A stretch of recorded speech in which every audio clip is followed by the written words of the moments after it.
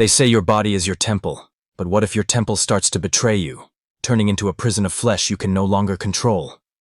Tonight, I'm going to tell you a story about a man whose own body became his worst nightmare. It all began in a small, fog-covered town nestled between ancient woods and silent mountains. The kind of place where the wind whispers secrets through the trees, and shadows seem to move just a little too deliberately. Here lived Ethan, a talented sculptor known for his obsession with perfection. His studio was cluttered with half-finished statues, limbs twisted into impossible shapes, each one a fragment of his restless mind. Ethan was never content with his art. He believed true beauty came from merging the organic with the surreal, blurring the lines between flesh and stone. His obsession was not just with form or aesthetics, but with capturing the very essence of life and death intertwined. His sculptures seemed to breathe with an uncanny vitality, as if they held secrets beyond mere stone and clay. One day, while wandering the narrow, winding streets of the town's old quarter, Ethan stumbled upon a forgotten antique shop, tucked between a dilapidated bakery and a shuttered apothecary. The air inside was thick with dust and the scent of aged paper. On a creaky wooden shelf, hidden beneath layers of cobwebs, he discovered an old leather-bound book. Its cover was cracked and worn, embossed with strange symbols that shimmered faintly under the dim light. The pages were filled with cryptic runes and strange recipes promising to unlock the secrets of transformation. Ancient lore whispered from a time when man sought to transcend his mortal shell.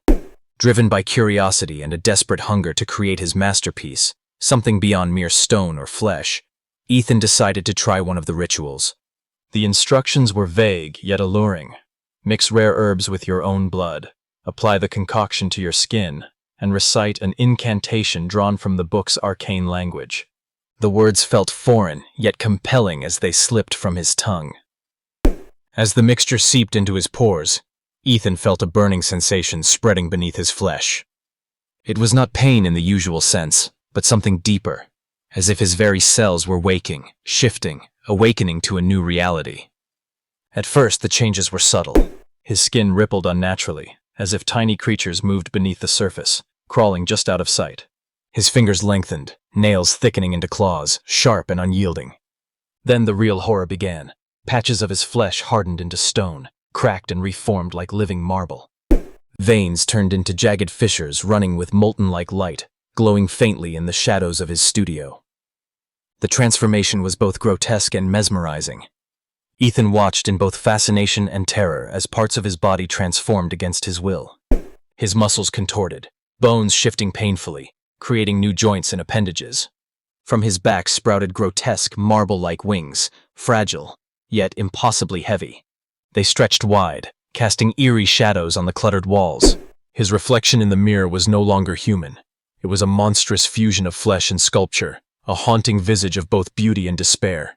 The eyes that looked back at him held the flicker of a soul trapped between two worlds, one foot in humanity, the other in something far darker.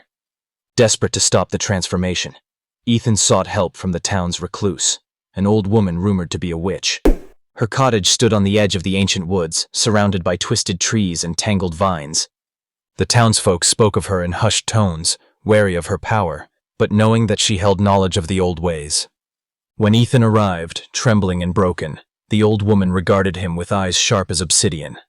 She warned him that the ritual was a curse, a punishment for those who tampered with the natural order. The book was no mere collection of spells. It was a conduit for a power that demanded sacrifice and obedience. She told him the only way to save himself was to destroy the source, the book. But by then, Ethan's body had become a labyrinth of living stone and flesh, pain and beauty twisted together. He could barely move without feeling new growths sprout or old ones crumble. The wings itched unbearably, each feather-like shard a shard of cold marble pressing against his skin. At night, he heard whispers coming from the cracks in his skin, voices begging to be freed, murmuring secrets he could barely comprehend. In a frantic attempt, Ethan returned to his studio and set fire to the book. Flames licked the pages, glowing orange and red, consuming the ancient text. But as the book turned to ash, the whispers grew louder, the cracks in his body spreading like wildfire. His sculpture-like limbs began to fracture, shedding pieces of himself onto the cold studio floor. Each fragment was a shard of his being, a fragment of his soul trapped in stone. Days passed in a blur of agony and despair. Ethan roamed the empty streets, a living statue torn between flesh and marble. The townsfolk avoided him, speaking in fearful whispers of the cursed man who had become his own masterpiece and his own prison. In his final moments, Ethan understood the cruel truth. The ritual didn't just transform the body. It trapped the soul inside a living statue, forever fractured, forever trapped between life and art. His mind, once sharp and creative, became a labyrinth of echoes and shadows, lost within the cold embrace of his own creation. His studio remains abandoned, statues left half-formed, wings broken and crumbled. Some say on foggy nights, you can hear the scraping of stone against wood, the soft, mournful sigh of a man who became his own masterpiece and his own prison.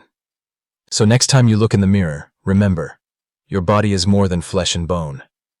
It's the vessel of your soul, and some transformations are better left untouched.